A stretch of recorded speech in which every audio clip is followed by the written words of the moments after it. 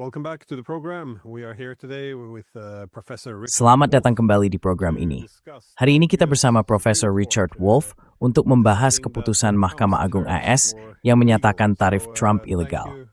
Terima kasih sudah bergabung. Saya punya banyak pertanyaan tentang pentingnya hal ini. Jadi, untuk memulai, mengapa hal ini begitu penting? Dan pilihan apa yang tersisa bagi Presiden Trump? I guess what options does this leave President Trump? Okay. It is most Baik, significant and ini terutama I begin by penting, admitting I dan izinkan saya mulai dengan mengakui bahwa saya berbicara kepada Anda dari New York City. Jadi sudut pandang saya sangat berasal dari Amerika Serikat, setidaknya untuk memulai percakapan kita. the Supreme Court Hal ini penting karena Mahkamah Agung di AS dipahami secara luas sebagai sangat sejalan dengan Donald Trump. with Donald Trump. Ia menunjuk beberapa orang yang kini duduk di pengadilan tersebut. Komposisinya sangat condong ke arah yang disebut konservatif. Pada dasarnya 6-3. Banyak keputusannya diambil dengan perbandingan 6-3, dengan 3 hakim liberal menentang 6 hakim konservatif. Jadi sangat menarik dan signifikan bahwa keputusan kali ini pada dasarnya memecah kubu konservatif. 3 dari 6 hakim konservatif berpindah dan bergabung dengan 3 hakim liberal dalam menentang tarif tersebut. Itu hal pertama. The tariffs. So that's the first thing. The second thing is that if it Hal yang kedua adalah bahwa jika hal itu terjadi dengan sendirinya, maknanya tidak akan sama. Tampaknya semakin banyak bagian dari koalisi politik yang membawa Tuan Trump ke tampuk kekuasaan kini mulai terpecah. Jadi, hal ini juga dipandang sebagai langkah lain dan langkah penting dalam keruntuhan koalisi tersebut. Yang ketiga, perpecahan ini mengambil bentuk tertentu, dan hal itu berkaitan dengan Partai Republik. Agar Tuan Trump dapat memerintah, ia perlu menjadi pemimpin dari Partai Republik yang bersatu, dan kini ia tidak lagi demikian. Maksud saya, hal itu sudah jelas. Alasan terpenting untuk itu, jika orang-orang tertarik, adalah skandal seputar Jeffrey Epstein, yang terus mengguncang politik Amerika pada tingkat yang sangat mendasar. Skandal itu telah membuat berbagai bentuk dukungan. but it has lost him all kinds of support. That's a whole nother conversation. Very interesting about it. Itu adalah pembicaraan yang sama sekali berbeda, sangat menarik tentang politik Amerika, tetapi hanya menjadi hal sekunder dibandingkan dengan isu tarif. The fracture over Namun karena hal itu sedang terjadi, kini kita memiliki perpecahan kedua, bukan hanya yang berkaitan dengan skandal Epstein, dan saya tekankan lagi, secara menyeluruh, keterlibatan jelas Tuan Trump dalam skandal itu di setiap tingkatan, ditambah dengan upaya konsisten pemerintah untuk menahan informasi dari publik tentang hal tersebut. tariff is a second and a different Nah, tarif merupakan perpecahan kedua yang berbeda. Republican Party. Begini cara kerjanya. Partai Republik telah menjadi partai yang, dalam pandangan publik, identik dengan sikap anti-pajak.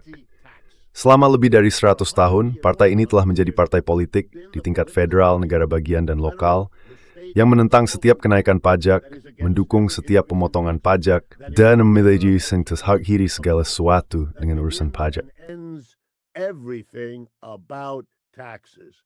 And the taxes that are to be cut are taxes on Dan corporations. pajak yang akan dipotong adalah pajak untuk korporasi, pajak atas keuntungan bisnis, dan pajak bagi orang-orang kaya. Mr. Trump Sebagai contoh, Tuan Trump harus menyesuaikan diri dengan realitas Partai Republik ini dengan menjadikan pemotongan pajak bagi korporasi dan kalangan kaya sebagai prioritas utamanya pada masa jabatan pertamanya sebagai presiden, yang mengarah pada pemotongan pajak pada Desember 2017. cut of Kemudian pada masa jabatan keduanya, ia melakukan hal yang sama lagi dengan apa yang disebutnya sebagai rancangan Undang-Undang Pajak Besar dan Indah sekitar setahun yang lalu, pada Maret atau April 2025. March and April. Dengan demikian, menunjukkan kepada komunitas bisnis, Partai Republik, Partai para pengusaha sebagaimana dikenal di negara ini, bahwa ia adalah teman nomor satu mereka, dan bahwa ia dapat mempertahankan dukungan mereka di pihaknya. Number one friend, and he could hold them on. The problem is that he either Masalahnya adalah dia entah tidak mengerti, atau dari pidato Tuan Trump, tidak jelas apakah dia sekadar berbohong karena alasan politik, atau dia benar-benar tidak memahami bahwa tarif adalah pajak, dan bahwa pajak itu sebagian besar dibebankan kepada warga Amerika yang harus membayarnya. Memang mungkin saja pihak asing yang mengekspor ke Amerika Serikat ketika dihadapkan pada tarif akan mencoba mengimbangi dampaknya dengan menurunkan harga ekspor mereka. Hal itu bisa terjadi. Namun, Institut Kiel is at Jomu Pefort Hiberber ini merisetkan Pielan Triskan pikikat Pristep. Menurut perkiraan mereka, hanya sekitar 5% dari tarif tersebut yang diimbangi oleh penurunan harga ekspor. Offset by dropping the export prices. The other 95% has been paid. Sebanyak 95% sisanya telah dibayar oleh warga Amerika, dan hal itu menimbulkan banyak penentangan. Sekarang, penentangan itu sebagian besar terjadi di bawah permukaan. Dengan kata lain, para pebisnis pria dan wanita yang akan mengatakannya, bahkan menuliskannya di publikasi bisnis, tetapi mereka tidak akan mengatakannya di forum publik karena takut terhadap permusuhan presiden, sebab ia akan mengecam mereka jika mereka melakukan hal seperti itu. Jadi hal itu tetap tersembunyi, tetapi jelas akhirnya sampai ke Mahkamah Agung. Jika Anda membaca pernyataan mereka, tampak jelas bahwa mereka menemukan cara yang sangat aman untuk menangani hal ini, dengan membatalkan tarif atas dasar bahwa tarif tersebut bertentangan dengan konstitusi, yang memberikan kekuasaan untuk memungut pajak kepada Kongres dan bukan kepada cabang eksekutif. Itu benar. The JBL tinggal ngabaik simber kesana kemari, baik Maslahag maupun Trump. Jadi begitulah para hakim. That's the behavior of judges. They want to make it look like they're being consistent with. Mereka ingin membuatnya terlihat seolah-olah mereka konsisten dengan presiden. Tetapi sebenarnya, ini adalah perpecahan di dalam partai. Mereka tidak ingin membayar pajak. Sektor korporasi di Amerika Serikat sangat kesal. Dan ironi, yang dinikmati oleh orang-orang seperti saya, yang bukan teman sektor korporasi, adalah bahwa mereka mendapat pemotongan pajak besar pada April 2025. Ketika tarif diberlakukan, dampaknya diimbangi oleh pemotongan pajak sebelumnya hanya beberapa bulan sebelumnya. Jadi sebenarnya dia memang sudah mengurus mereka, karena tarif itu sudah dinegasikan oleh pajak. Keserakahan kelas kapitalis Amerika, seperti yang saya harap kini bisa Anda lihat di Eropa, tidak memiliki batas. Maksud saya, jika mereka bisa mengubah Eropa menjadi negara upeti, mereka akan melakukannya. Mereka sedang berusaha melakukannya. Dan di sini memar dengan ini tetap sulit bagi dan Trump. Dia dilemahkan oleh Camber Vick. He is very much weakened. He's weakened with them. He's weakened with the general public. The Epstein. Dia melemah di mata publik. Skandal Epstein tidak hilang. Tidak ada tanda-tanda akan hilang. Dan sekarang dia memiliki dua masalah besar. Pertama, bisakah dia menghidupkan kembali tarif? Karena dia telah mengambil keputusan strategis, saya akan bilang itu kesalahan besar. Tetapi dia telah memutuskan secara strategis untuk membungkus dirinya dengan tarif sebagai kebijakan terobosannya yang hebat dan inovatif. Jadi, orang malang itu sekarang harus mengklaim entah bagaimana bahwa dia mampu menyelamatkan tarif sebagai instrumen, meskipun Mahkamah Agung telah menyatakan bahwa dia tidak bisa melakukannya. Dan karena mereka menggunakan argumen bahwa itu adalah hak prerogatif Kongres, bukan presiden, dia akan menghadapi kesulitan besar untuk melakukan apapun. Sejauh ini, semua yang dia bicarakan hanyalah semacam keberanian palsu, gaya gertakan Trump yang biasa. Saya menemukan omanan yung, kau state ometan, kau, tuer you second mores befaint ord dung light. He will no doubt find other laws. He has legal advisors who will find other. Dia memiliki penasihat hukum yang akan menemukan undang-undang lain. Tapi inilah masalahnya secara singkat. Salah satu alasan kebijakan tarifnya bahkan tidak berhasil memenuhi harapan paling sederhana adalah karena kebijakan itu hanya menghasilkan kurang dari $200 miliar dalam pendapatan. Itu jauh dari apa yang seharusnya dicapai pertama. Dan kedua, kebijakan itu sangat terganggu oleh pendekatannya yang serba instrumental. Dia akan menaikkan tarif, menurunkan tarif, memberlakukan tarif tambahan, menangguhkan tarif selama 2 bulan, 5 bulan, 8 bulan. Masalahnya adalah ketidakpastian. Tidak ada CEO dari perusahaan manapun, baik di AS maupun di luar AS, yang bisa atau mau memindahkan produksi, misalnya dari Eropa ke Amerika Serikat atau dari Tiongkok ke Amerika Serikat. Itu adalah langkah yang mahal dan memakan waktu. Banyak waktu, 1 atau 2 tahun. A lot of time, year, two, and Why would you do it? Dan mengapa Anda akan melakukannya jika Anda tidak apa sebenarnya situasi tarif Anda? Anda mungkin tidak akan melakukannya bahkan jika Anda tahu. Tetapi jika Anda menambahkan ketidakpastian, maka Anda akan mendapatkan statistik berikut. Selama tahun pertama penerapan tarif, jumlah total pekerjaan di sektor manufaktur di Amerika Serikat berkurang sebanyak 70 lebih. Dengan kata lain, bukan hanya kebijakan itu gagal, tetapi juga tidak mampu memperlambat penurunan sektor manufaktur yang telah berlangsung selama beberapa dekade di Amerika Serikat. Jadi pada tingkat itu, dia tidak melakukan apa-apa. Jika ada Mahkamah Agung justru menambah lapisan ketidakpastian lainnya. Jika Tuan Trump menemukan undang-undang lain dan memberlakukan tarif baru, berapa lama waktu yang dibutuhkan sebelum pengadilan mulai membatalkannya? Before the courts begin to invalidate. Same problem of uncertainty, and so it Masalah ketidakpastian yang sama, jadi itu tidak menyelesaikan masalahnya. Poin terakhir, tarif memiliki jenis masalah yang sama seperti sanksi.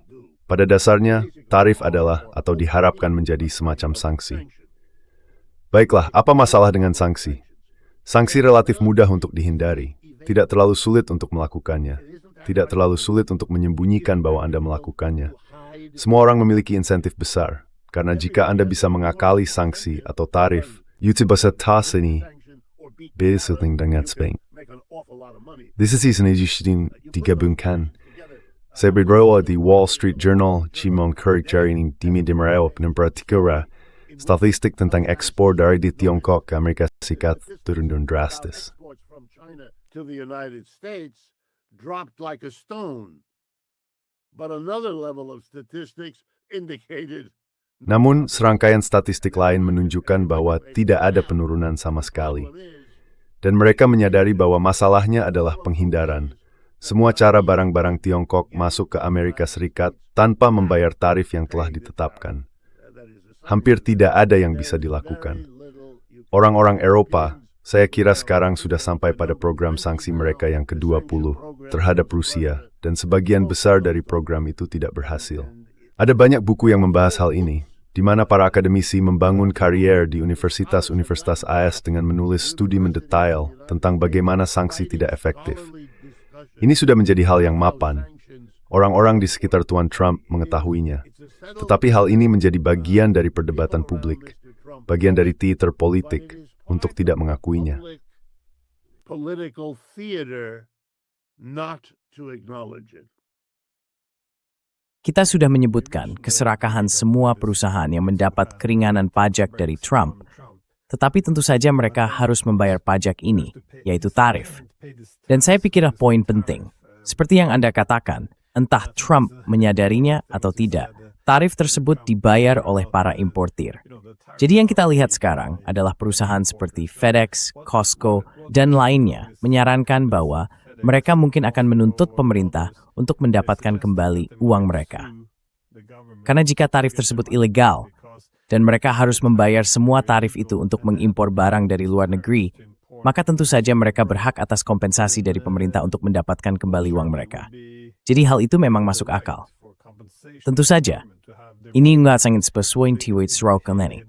Procession tickets road berraged, mentafats buying turin worth. Companies will try to make as much money as possible. That's why the story appeared in today's. Itulah sebabnya cerita itu muncul di media hari ini. Strategi mereka yang menginginkan pengembalian dana membuat sangat berguna untuk memiliki berita halaman depan di Amerika Serikat hari ini tentang semua perusahaan yang telah berbuat curang. Hal ini memungkinkan mereka yang menuntut pengembalian dana untuk menunjuk pada para pesaing mereka yang berhasil selama setahun terakhir dengan menghindari tarif yang seharusnya mereka bayar. Mereka meraih keuntungan rekor. Rentesa porsiski taat hukum tidak. Istilah sesat membuat pengembali dan dinir para pemakte. Itikan membuat kongres dan mau memberikan sar yuk berwong berunias de gedske tuster alsan Trump roberag. If for some reason Trump hesitates. But does Tapi, apa artinya ini bagi keseimbangan kekuasaan di Amerika Serikat dalam hal pusat-pusat kekuasaan? Apakah Trump perlu peduli? karena pengadilan, seperti yang kita tahu, memutuskan bahwa tarif Trump itu ilegal. Tapi dari yang saya lihat, dia hanya mengatakan bahwa keluarga para hakim seharusnya malu pada mereka. Dan dia sudah mulai, dia memang hebat dalam omong kosong, tapi dia sudah di luar sana mengancam akan menambah tarif lagi. Apa yang hal ini kata pada kita tentang keseimbangan antara cabang eksekutif dan Kongres? Atau ini hanya sementara saja? Pada titik tertentu, mereka akan bisa membatasinya.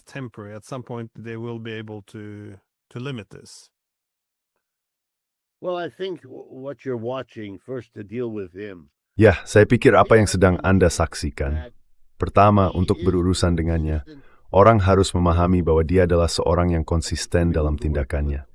Dia telah berperilaku seperti ini selama bertahun-tahun, dan hal itu membawanya ke jabatan tertinggi di negara ini. Akan sangat aneh jika mengharapkan dia tiba-tiba berperilaku berbeda. Dia selalu menyerang dengan keras siapapun yang memberikan kritik kapanpun. Kalimat, "Saya membuat kesalahan, white and orange quote musti. Jelas dari dan white big selain.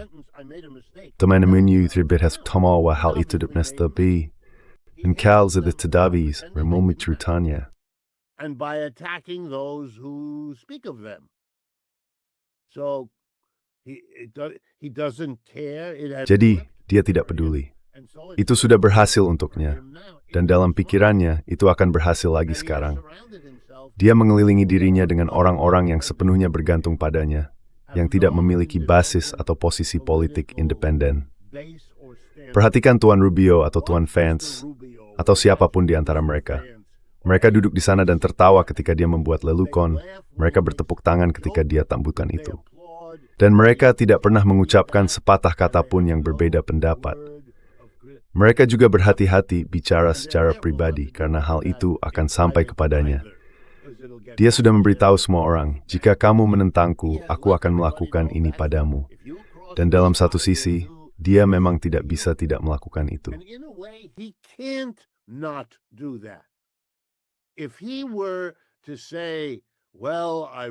Kalau dia berkata, "Ya, saya menghormati keputusan pengadilan," semua orang akan mengira dia kena stroke.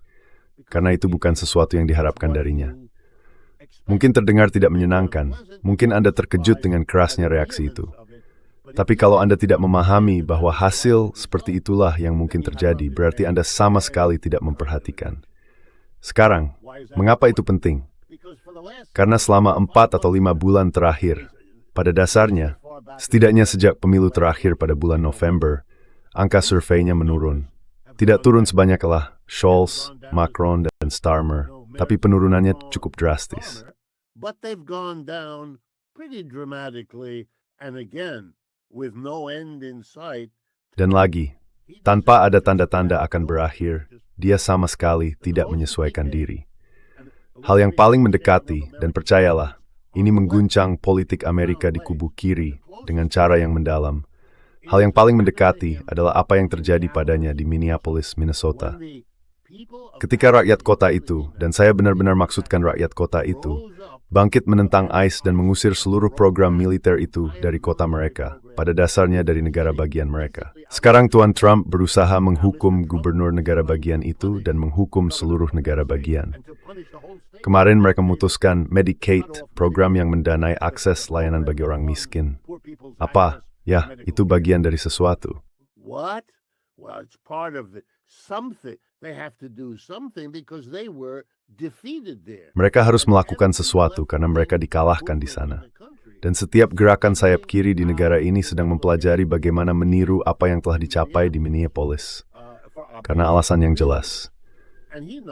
Dan dia tahu itu. Dan semua orang juga tahu. Tapi dia terjebak dalam retorikanya sendiri, dalam polanya sendiri, dalam ekspektasi yang dia ciptakan sendiri tentang apa yang akan dia lakukan. Jadi dia harus melakukannya. Sekarang, dia juga seseorang yang tidak mengingat dari satu hari ke hari berikutnya. Karena itu tidak nyaman. Apa yang dia katakan akan dia lakukan, apa yang dia janjikan untuk dilakukan. Jadi jika dia menemukan alternatif yang lebih baik, dia akan meninggalkan ini begitu saja. Dia akan bertindak seolah-olah program tarif itu sekarang sudah selesai, siap, karena telah berhasil. Itulah yang akan dia lakukan. Lihat, Platiler Mraf Brahmayan ke Prang di Dunor, Deloitte menjadi presiden. wars in the world since he became president. He is responsible for the end of hostilities between. Dia dianggap bertanggung jawab atas berakhirnya permusuhan antara India dan Pakistan. Dia dianggap bertanggung jawab karena Israel tidak terlalu banyak mengebom Gaza, dan seterusnya. Dan dalam kasus Ukraina, itu bukan kesalahannya, itu kesalahan Zelensky, atau kesalahan orang Eropa. Dia tidak terhambat oleh semua itu. Dia terus maju, menyerang, lalu mencari hal lain yang tampak seperti tanggapan yang masuk akal. Itulah yang dia anggap sebagai hakikat politik, dan itulah yang dia pikir merupakan tugasnya. Dan jangan salah paham, bukan berarti dia hanya ingin memperkaya diri sendiri. Memang dia melakukannya, dan dia lebih vulgar serta lebih serakah daripada kebanyakan presiden sebelumnya. Itu benar. Tapi saya tidak tahu apakah itu membuat banyak perbedaan. Karena pada akhirnya dia juga berusaha, seperti halnya orang-orang di sekitarnya, untuk menghadapi masalah mereka. To cope with their problems. And here I have to be, Dan di sini saya harus menjadi, kamu tahu, seorang analis sosial. Masalah-masalah di Amerika Serikat sangat luar biasa.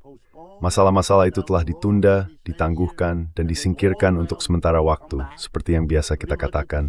Dan sekarang semuanya kembali hampir bersamaan. Dan apa yang akan dia lakukan? Kamu tahu, dia berjanji untuk menghapus defisit, tapi dia juga berjanji untuk menaikkan anggaran pertahanan sebesar $600 miliar. Dan sekarang setelah tarif dihapus, dia sama sekali tidak punya cara untuk membayar semua itu. Dan dia akan memulai perang mahal di Iran kapan saja. Kamu tahu ini nih, kalau kamu mencari contoh, maka kamu sebaiknya melihat siapapun itu, Louis de Plath atau Louis XVI di Prancis, dengan ucapan yang terkenal, Après-moi, le déluge. Oke, itulah dia. Setelah dia, biarlah orang lain yang mengurusnya, tapi dia akan bersenang-senang melakukan apa yang dia lakukan. He's going to have a good time doing what he does. Yeah, well, it does seem that Ya memang tampaknya sebagian dari perpecahan yang kamu bicarakan di dalam Partai Republik atau kubu Trump sekarang adalah bahwa banyak hal ini bisa ditutupi selama masa kampanye ketika dia masih dalam posisi oposisi. Saat menjadi oposisi, dia memiliki kemewahan untuk bersikap ambigu, yaitu bagaimana dia akan menangani kemunduran relatif, perang, Epstein. Kamu tahu, dia bisa berjanji apa saja. Tapi begitu berkuasa, semua itu harus diterjemahkan menjadi kebijakan yang spesifik. Lalu kita melihat perpecahan menjadi lebih mudah terjadi. Jadi, soal perang, apakah kamu benar-benar akan menarik diri dari sana, atau hanya akan melakukan perang singkat? Maksudku, tiba-tiba kita punya garis pemisah baru, sama seperti dengan kasus Epstein.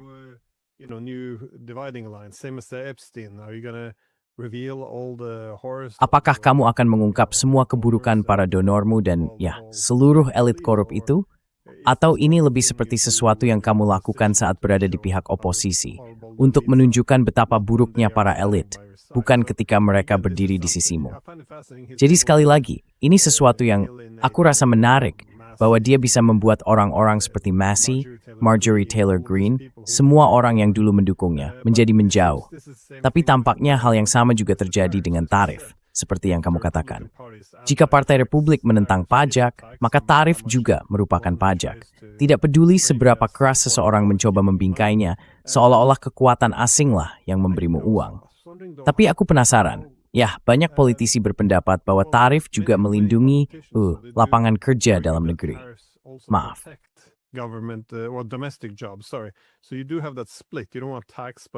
Jadi memang ada perpecahan di situ. Kamu tidak ingin pajak, tapi kamu ingin melindungi lapangan kerja dalam negeri. Dan sekali lagi, secara sekilas, saya bisa memahami beberapa argumen untuk hal itu. Jika kamu memberi kesempatan bagi industri dalam negeri untuk berkembang, karena industri yang masih baru akan memiliki kualitas rendah dan biaya tinggi, dan mereka tidak bisa bersaing dengan industri yang sudah matang, yang memiliki kualitas tinggi dan biaya rendah. Maka jika AS ingin melakukan industrialisasi kembali, untuk melakukan industrialisasi, tidaklah berlebihan untuk berasumsi bahwa subsidi dan tarif sementara bisa membantu proses pembangunan kembali. Saya tidak mengatakan bahwa itulah yang dilakukan Trump dengan cara dia menggunakan tarif tersebut.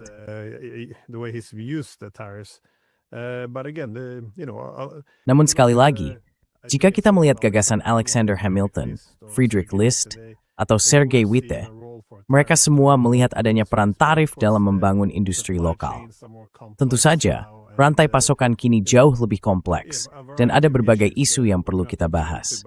Tetapi, bagaimana Anda menilai kebijakan tarif saat ini? Orang-orang yang menginginkannya untuk melindungi lapangan kerja domestik. Itu adalah posisi yang masuk akal untuk diambil. Apakah Anda merasa mereka belum mendapatkan apa yang mereka harapkan? Atau dampak ekonomi nyata dari tarif Trump, baik di dalam negeri maupun di luar negeri?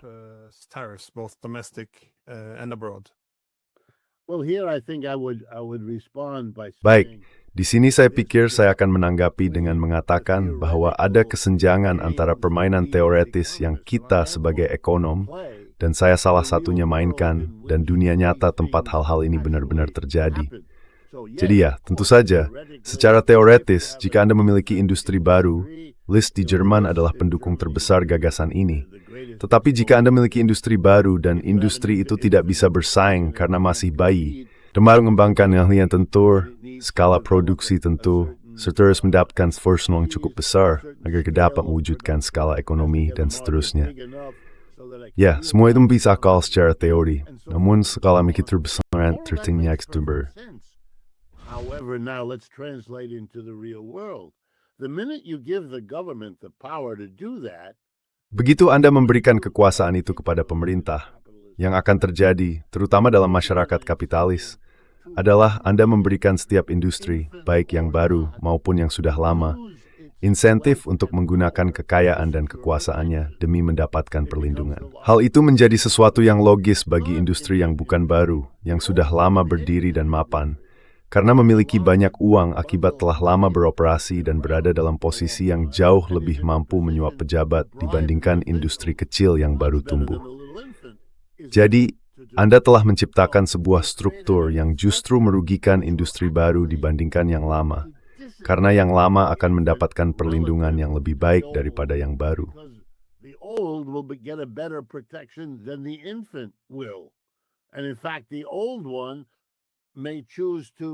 Faktanya, pihak yang lebih tua mungkin memilih untuk mematikan sang bayi membunuhnya dengan memberinya perlindungan yang terlalu sedikit.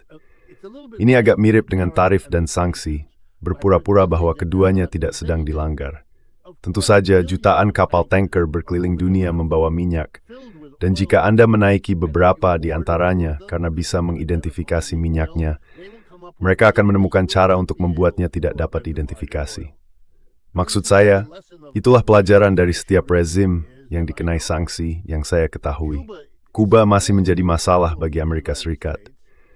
Sanksi terhadap negara itu dimulai pada tahun 1961, jadi kita telah memiliki hampir 3/4 abad sanksi berat yang diselingi dengan embargo, dan mereka tidak berhasil.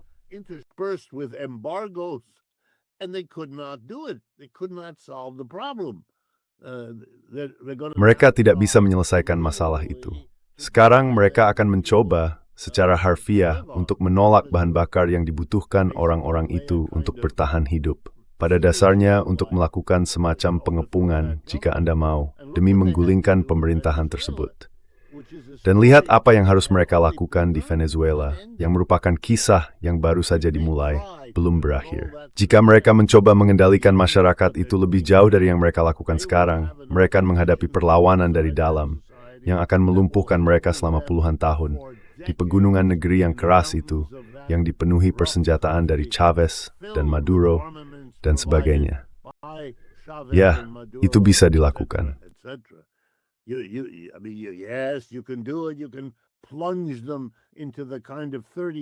Kalian bisa menjerumuskan mereka ke dalam perang saudara selama 30 tahun seperti yang pernah dialami Kolombia.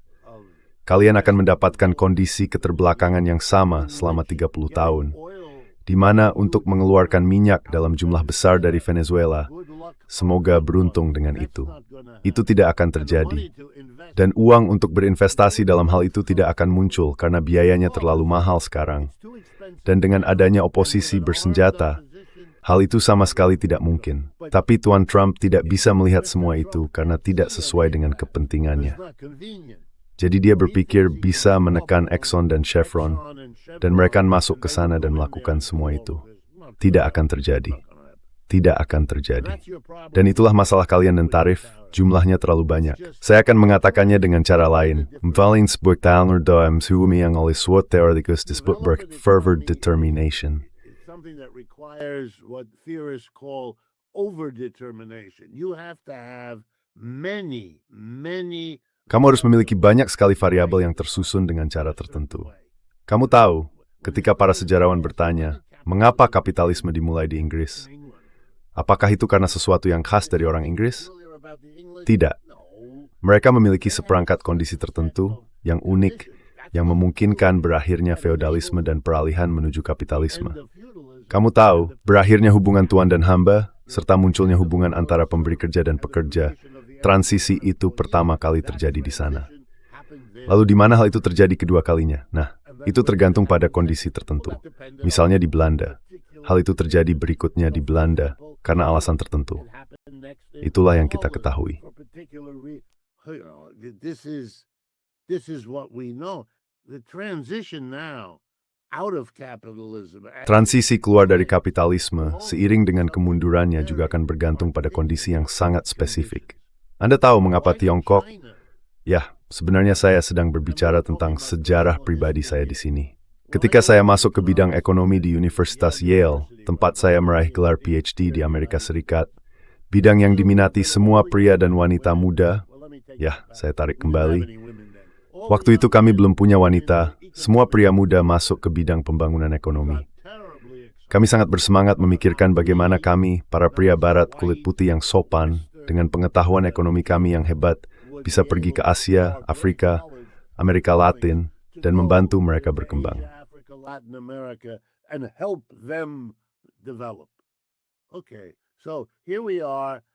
Baik, jadi inilah kita 70 tahun, 60 tahun, 50 tahun kemudian. Apa kisah sukses besar dalam pembangunan? Tiongkok yang dulu tidak pernah kita datangi karena revolusi komunis. Mereka tidak mendapat bantuan dari kita. Tidak ada yang pergi ke sana, tidak ada yang mempelajarinya. Kamu tahu, itu semacam hal yang tabu. Tapi mereka memiliki kondisi yang mendukung. Mereka berhasil melakukannya. Sekarang seluruh dunia duduk dan mengamati pengalaman itu. Nah, menurut saya kita harus bersikap rendah hati tentang hal itu. Kamu tidak bisa berkembang kecuali kamu memiliki banyak hal yang berjalan bersamaan. Kamu menerapkan tarif, itu hanya satu hal. Lalu kamu harus melihat semua variabel lain yang bisa membuat tarifmu berubah menjadi kebalikan dari apa yang kamu maksudkan.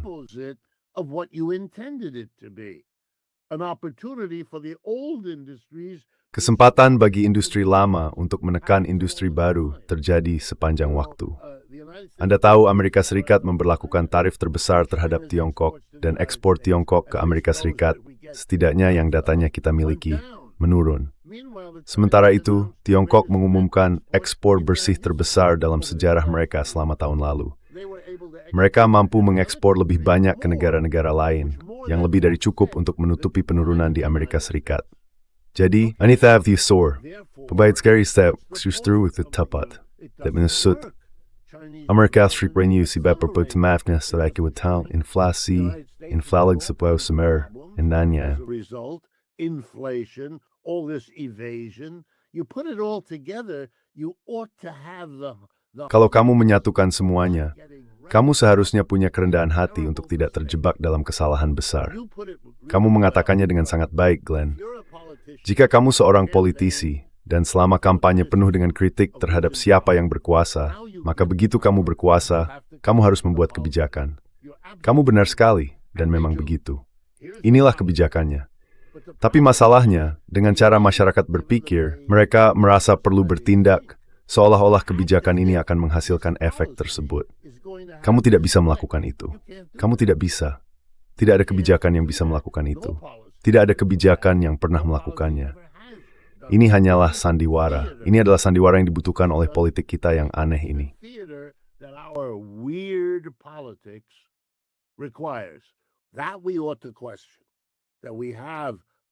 Kita seharusnya mempertanyakan mengapa politik kita disusun seperti ini.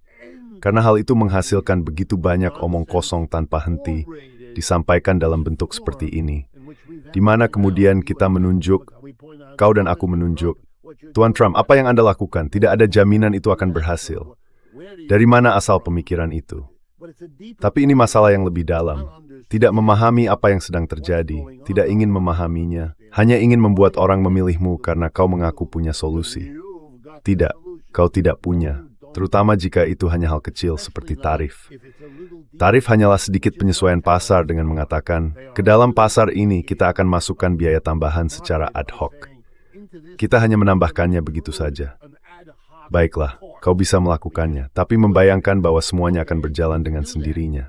Itu menjadi kebodohan.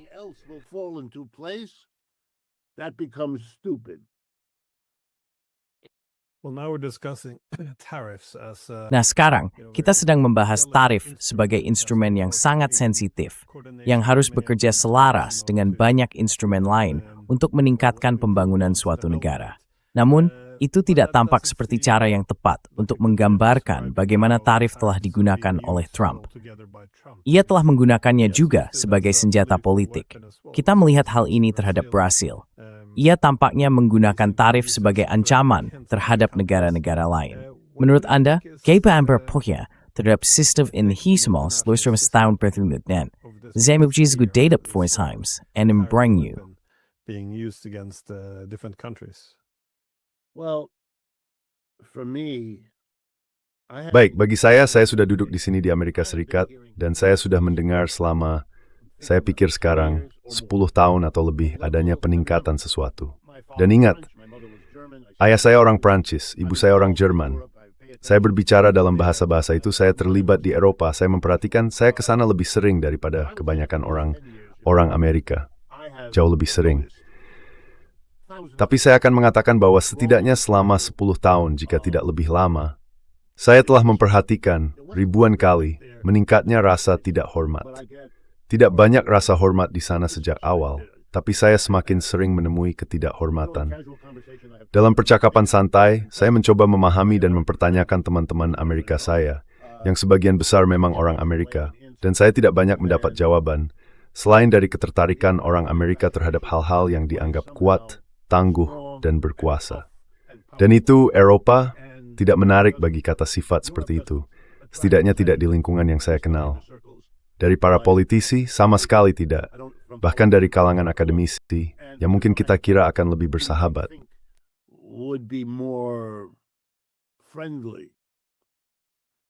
No, within you.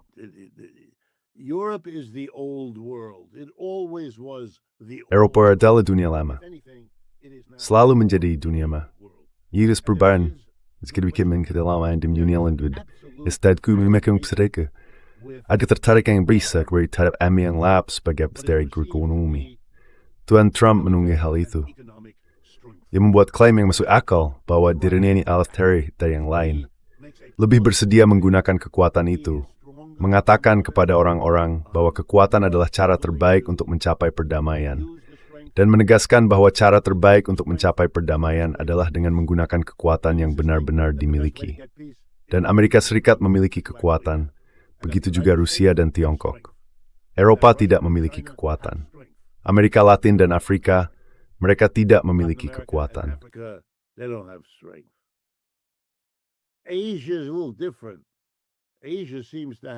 Asia sedikit berbeda. Asia tampaknya memiliki kekuatan. Kebangkitan India di samping Tiongkok itu mulai menarik perhatian. Dulu hanya Tiongkok, sekarang India. Meskipun dengan enggan, India. Namun, kelemahan besar India adalah pernah menjadi koloni Inggris begitu lama, dan hal itu membualitas kekuatan. Inggris memiliki kekuatan. Saya mencoba memberi Anda gambaran tentang bagaimana orang memandang semua ini. Gambaran itu dan semua ini adalah davdan semaim, suatu tangid mentalitas Amerika. Asik-sember, ibarat berdiri, naik themin perdundith. Begibin indigen gutstrom pamberking botstaan en nazismus das inidrun, en communisme Stalinisme sustain. And then from Stalinism right away afterwards. And your repayment to us, Dan pengembalian kalian kepada kami tidak pernah terjadi. Kalian tidak membayar kembali rencana Marshall. can't tell you how many of my Saya tidak bisa menghitung berapa banyak profesor saya yang mengatakan itu di kelas, bahwa orang Eropa tidak pernah membayarnya kembali. Jadi ketika Trump datang dan berkata, kalian telah menipu kami selama bertahun-tahun, Dan sekarang kami hanya menghukum kalian karena kami tidak membiarkan kalian menipu kami lagi. Itulah mentalitasnya. Bahwa Eropa adalah pihak yang lemah dibandingkan dengan kekuatan yang kami miliki. Kalian dulu punya kekuatan, tapi itu adalah Hitler. Dan kalian menyingkirkannya, yang merupakan hal baik. Kami seharusnya menyingkirkannya, tetapi sayangnya, itu membuat kalian kekuatan kan, karena Prancis tidak punya. Inggris kehilangan apapun yang mereka miliki, dan tidak ada yang tersisa.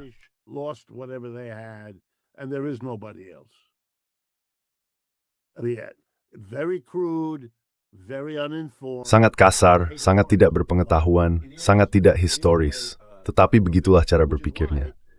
Itulah sebabnya, jika tarif dapat menguntungkan beberapa industri Amerika, industri teknologi tinggi, Apple, Intel, Amazon, semuanya, jika mereka bisa dibantu dalam permusuhan dari Kanada, Meksiko, dan Eropa, itu tampaknya bukan harga yang terlalu mahal untuk dibayar. Karena tahu kan, mereka menipu kita, mereka lemah. Dan dengan tarif ini, kita akan menjadi jauh lebih kuat. Satu-satunya hal yang mengganjal adalah bayangan kekhawatiran. Dan itu memang ada di sini. Bahwa jika hal itu didorong terlalu jauh, terlalu cepat, maka Eropa mungkin akan berpihak lain. Lalu Kanada dan Meksiko juga mungkin berpihak lain. Itulah yang menjadi kekhawatiran. That is a concern.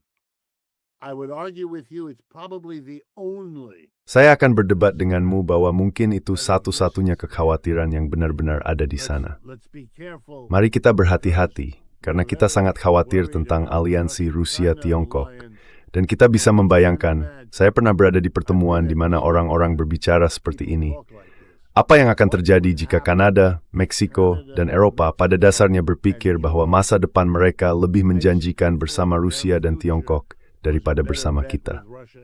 Dan ketika hal itu diucapkan, semua orang di ruangan menjadi hening, karena sebagian besar dari mereka belum pernah memikirkannya sebelumnya.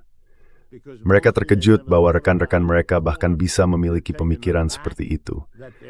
Dan kemudian mereka menyadari bahwa itu adalah pemikiran yang sekarang harus mereka miliki. Rasanya seperti seseorang memberitahumu sebuah fakta tentang ibumu atau ayahmu yang tidak mungkin bisa kamu lupakan setelah kamu mengetahuinya.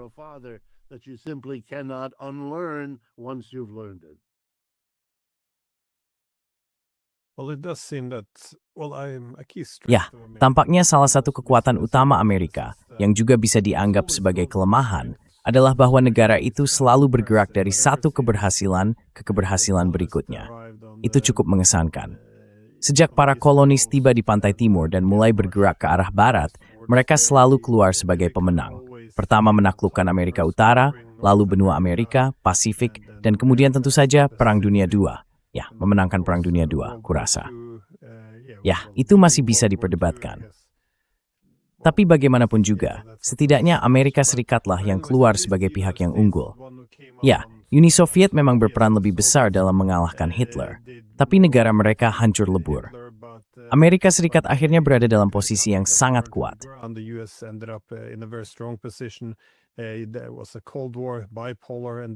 Dulu ada perang dingin, dunia bipolar, dan kemudian pada akhirnya itu menjadi akhir dari perang besar terakhir. Setelah itu, dunia menjadi unipolar. Jadi, ini seringkali menjadi saat pertama kali terlihat penurunan relatif Amerika Serikat ketika kekuatan lain mulai bangkit dan AS berjuang untuk bersaing. Tidak mengherankan jika muncul kekhawatiran tentang persaingan ini. Dan jika seperti yang dilakukan Trump, penurunan AS dianggap sebagai tanda kelemahan, maka akan para pemimpin yang berkata, Obama lemah, Biden lemah. Yang dibutuhkan hanyalah kekuatan sejati untuk mengembalikan kejayaan Amerika. Dan Trump adalah sosok kuat yang paling utama. Dia yang bisa melakukannya.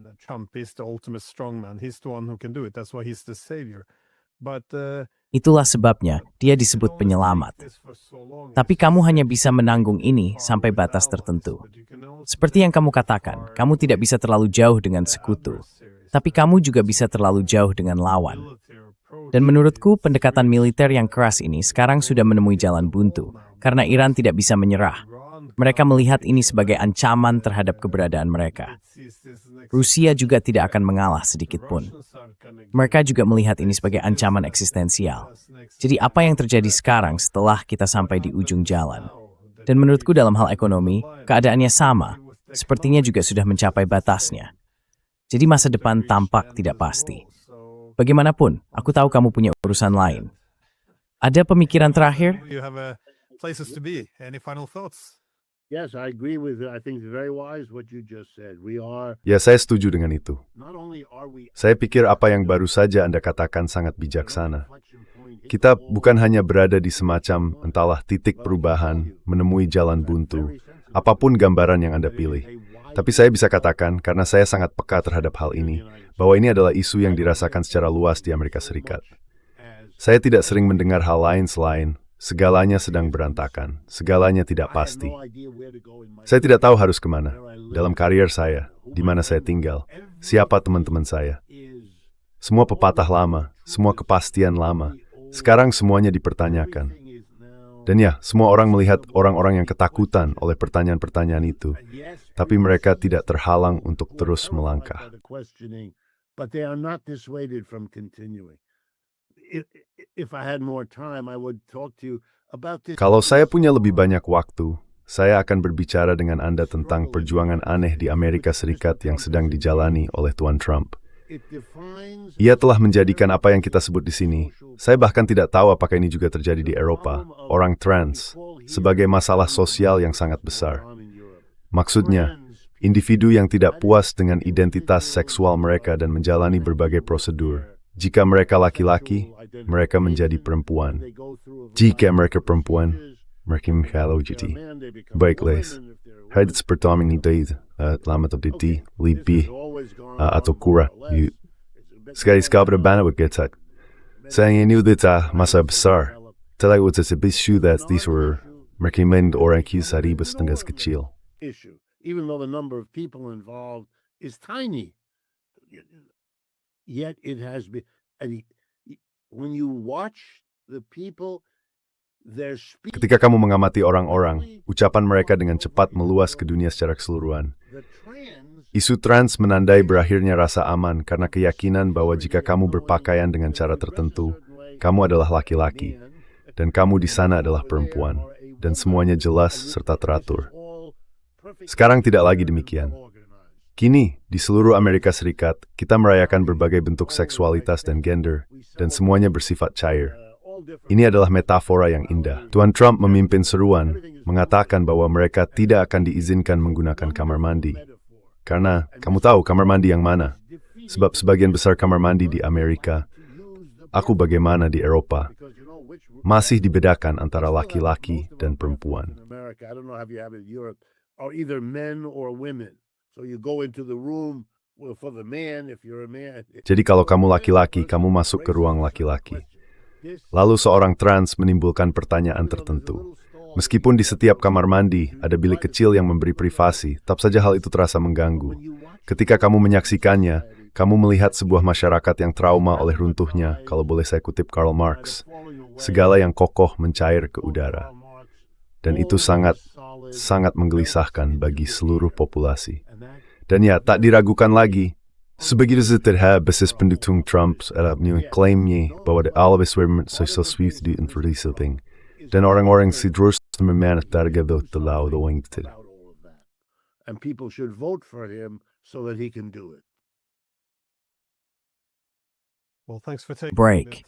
Amker Swiss dapat angkor. Ini, kutusmi beberapa detik terses, jadi sampai di sini. Saya terima kasih banyak. Thank you so much. Yeah, and Yes, the conversation det ska in brado where this tours here. continue. Sing sing. Des del